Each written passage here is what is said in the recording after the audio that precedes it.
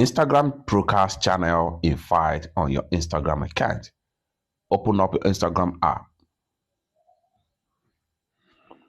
Go ahead and click on the profile icon. Click on the three slider from the top. Then scroll down right here. Go ahead and click on notifications.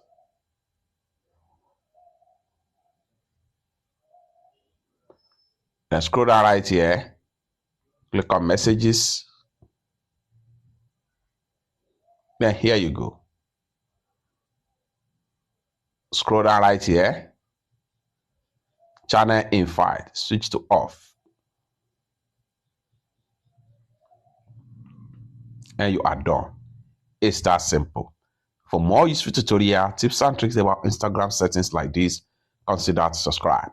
Thank you so much for watching, and I hope to see you in my next video. Bye for now.